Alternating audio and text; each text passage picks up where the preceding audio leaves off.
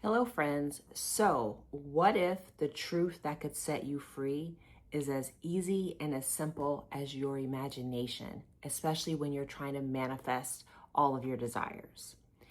Today, we are talking about just that. We are in chapter 5 from The Power of Awareness, which is Neville Goddard's book.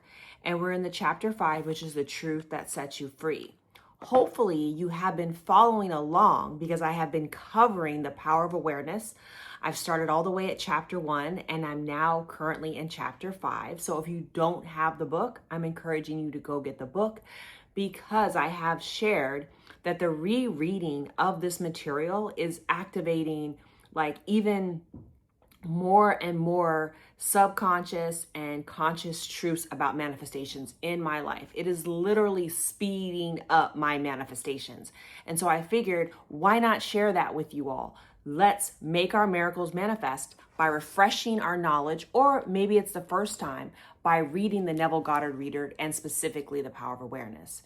So I wanted to bring out a couple of things that are truly helping me kind of ground my manifestation practice. And the first one that I really want you to understand is that your imagination is a superpower. Your imagination is a superpower. We're often talking about using our imagination, creating visualization, going to sleep with that visualization, which is essentially our imagination on our mind. Or waking up and doing the same thing. The first time we are bringing into mind, we're using our imagination to create a new outcome for us where we're feeling it as real. We are feeling is the secret. Remember that. So Neville talks about this in chapter 5 because he wants us to know, first of all, again, that our imagination is our superpower. You could even argue that imagination is God, and we'll get to that. But more importantly, our power is in controlling our imagination. So I'll read what he says. The great secret is a controlled imagination and a well-sustained attention firmly and repeatedly focused on the object to be accomplished. It cannot be emphasized too much that by creating an ideal within your mental sphere, by assuming that you already are that ideal, you identify yourself with it and thereby transform yourself into its image, thinking from the ideal instead of the ideal. Every state is already there as mere possibilities as long as we think of them, but is overpoweringly real when we think from them. So the imagination is the vehicle through which we are manifesting the dream and the identity and the life that we need to embody. And what he is saying is that when we control our imagination, when we control the mental pictures that we play out in our mind, right? And we restrain our thoughts to stay focused on what we are trying to have in our life, then we'll be able to manifest these things. He also shares, which I think is so important, is that he starts talking about thinking from instead of thinking of, right? So what that essentially means is that when we become the person that has the manifestation, that has the money, that has the new car, that has the SP, that has the new house, whatever it is, we manifest that by taking on the identity, becoming the person who already has it. And guess what they're doing? They're thinking, or you are thinking from that identity. You're thinking from the manifestation, meaning from the state and the identity and the self-concept of you having it already, not of it. Because so often what we're doing is we have put the manifestation away from us. We're thinking of it as being outside of us or something that we're trying to grasp and something that we're trying to get. And that's exactly what Neville is talking about. We're not using our imagination. We're not using our superpower. We're not using our visualizations to think from the state, from the place, from the identity of the person who has it. Instead, we're using it to essentially push it away from us, to think of it as something that's outside of us, as something that we don't have yet. So again, we're not using our best resource, our imagination to our benefit. The other thing that I wanted to talk about is how he very clearly lets us know that our imagination is the key to our problems. He says, when you understand the redemptive function of imagination, you hold in your hands the key to the solution of all of your problems. Every phase of your life is made by the exercise of your imagination. Determined imagination alone is the means of your progress, of the fulfilling of your dreams. It is the beginning and the end of all creating.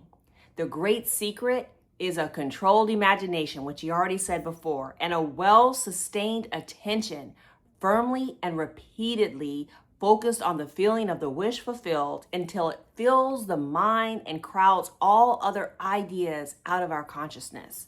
So again, we go through life and we're going to experience problems, right? We're going to experience problems. But when we know that we have the superpower, when we know that we have the tool, which is our imagination, I think that we can spend so much time spiraling when we forget, and I have a video on that and I'll tag it. We spend so much time spiraling, letting our emotions get out of our control, not allowing ourselves to control our imagination, and instead using it not for our good. Instead, if we hunker down, if we took a moment, if we paused and we remembered we are the I am, I did a video on that and I'll tag that. We are the I am, that we have the power, and that power is our imagination. That power is our consciousness. When we use that in a controlled and focused way, we will find the solution to any problem, right? We will change our consciousness and be able to use our imagination to manifest the solution, right? But the more that we stay stuck in lower level thinking, in like dismissive and negative thoughts and spiraling out of control, we are not harnessing our superpower, which is our imagination. I think the other thing that's really important is that he even says that the feeling of the wish fulfilled should crowd out everything else. Again, I've been talking about this a lot. If you are spending your time and your energy, and hopefully not your imagination, on things that have nothing to do with what you are trying to manifest, you are wasting your time. You are essentially you're just killing your own manifestation. And what I mean by that is that our job, right, as conscious creators, as people who are working to create the best for ourselves, is using our faculties. And our number one faculty is our imagination. And so if you're allowing your imagination to drive your mouth and your speech, to cast spells and to create words that are against you, you are truly harming your manifestation. And so that's why I think it's so important that he says, let the feeling of the wish fulfilled, let yourself allow your imagination to create that picture, and you focus on that picture so much that it crowds out everything else. And pretty soon you have focused your mind, your thoughts, your imaginations, your feelings. You are existing in the state of the wish fulfilled. It has no choice but to manifest. It has no choice but to manifest. You're operating from there. You're thinking from there. You are, in essence, bringing the manifestation forward from inside of you and inside of your life. The other key point in this chapter is kind of an understatement or an overstatement of what I've just been saying, is that you are limited by your uncontrolled imagination. He says you're limited only by your uncontrolled imagination and lack of attention to the feeling of your wish fulfilled. When the imagination is not controlled and the intention not steadied on the feeling of the wish fulfilled, then no amount of prayer or piety or invocation will produce the desired effect, right? That's what I was just saying. Is essentially when you're spending your imagination, your time, your thoughts, your feelings, your emotional state, all on the things that you don't desire, then you're not going to have them. It's that simple. We've got to learn to control our energy, control our thoughts, and control our imagination. And I think that he sums that up really well when he says, kind of towards the bottom of the page, You must stop spending your thoughts, your mind, and your money. Everything in your life must be an investment. And I think that's what we forget. We have limited breaths on this planet. We have limited time. And too many of us, I'm guilty of this too. We spend too much time focusing on the things that we don't want. We spend too much of our energy, even our money and our heart on things, on people, on relationships that do not serve us and are not advancing us towards the conscious creation of what we desire to have in our life.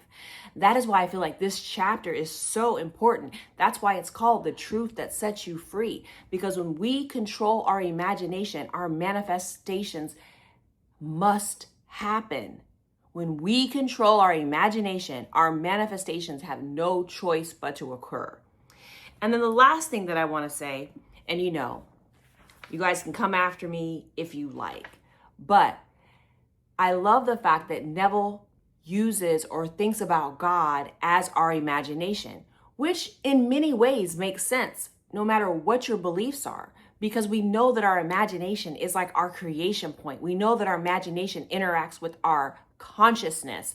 And when we take imagination, meaning the things that we want to have it, and we blend it with our consciousness, which is an creation ability, right? It is ultimately creation. It is God's creation spirit in us.